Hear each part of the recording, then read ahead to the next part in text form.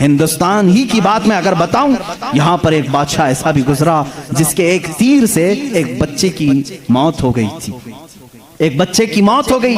عورت جو بچے کی ماں تھی وہ مقدمہ کر دی چیف جسٹس کے پاس۔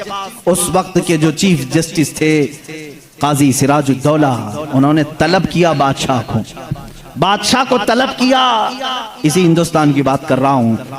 عورت ایک جگہ کھڑی ہے، وقت کا بادشاہ ایک جگہ کھڑا ہے۔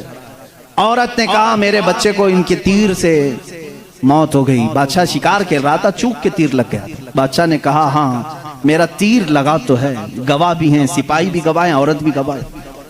دو آپشن ہوتے ہیں موت کے بعد، کسی کا کچھ قتل ہو گیا انجانے میں، چوک کر اگر قتل ہو گیا، دو آپشن اسلام دیتا ہے۔ اس عورت کو قاضی نے کہا تیرے پاس دو آپشن ہیں، چاہے تو اپنے بچے کی موت پر دیت لے لے، کچھ پیسے لے لے بادشاہ سے اور اسے معاف کر دے، یا چاہے تو جان کے بدلے جان لے لے، بادشاہ کی جان بھی لے سکتی ہے۔ قاضی نے فیصلہ سنا دیا، یہ نہیں کہ بادشاہ کو چھوڑ دینا ہے، دونوں آپشن عورت کے اوپر۔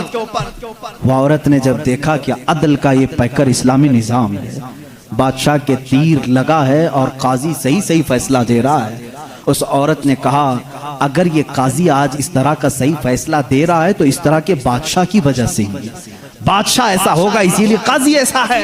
اس عورت نے کہا میں اس بادشاہ کی جان بخشتی ہوں، میرے بچے کے لیے جو دیت بنتی ہے وہ بادشاہ مجھے دے دے۔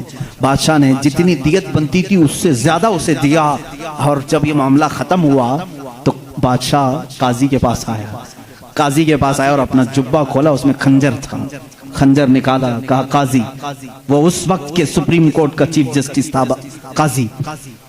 بادشاہ کیا کہتا جانتے ہو؟ مجھے جب پتا چلا میرے اوپر مقدمہ ہے اور مجھے معلوم تھا میرے تیر سے ایک بچہ فوت ہوا ہے، میں آج کورٹ میں آ رہا تھا، میں ساتھ ہی خنجر لے کے چلا۔ قاضی نے پوچھا کیوں لے کے چلے؟ کہا میں یہ دیکھنا چاہتا تھا کہ اگر فیصلہ قرآن و حدیث کے مطابق ہو تو ٹھیک ہے میں مان لوں، اور ذرا برابر اگر بادشاہ کا خیال کر کے قاضی نے کیا تو اسی خنجر سے قاضی کو قتل کر دو۔ بادشاہ نے یہ کہا، قاضی مسکرایا اور اپنے گدے سے اٹھ گیا اور چادر ہٹائی، نیچے بہت بڑا کوڑا تھا۔ کہا بادشاہ تمہیں معلوم ہے میں آج پہلی مرتبہ اس کرسی پر آنے کے بعد، اس گدے پہ آنے کے وقت کوڑا نیچے لے کر بیٹھا ہوں۔ کہا کیوں؟ کہا میں نے اسی وقت طے کر لیا کہ بادشاہ کو کٹہرے میں کھڑا کروں گا اور فیصلہ قرآن و حدیث کے مطابق سناؤں گا، اگر بادشاہ مان لیا تو ٹھیک، ورنہ میں اس کوڑے سے اسے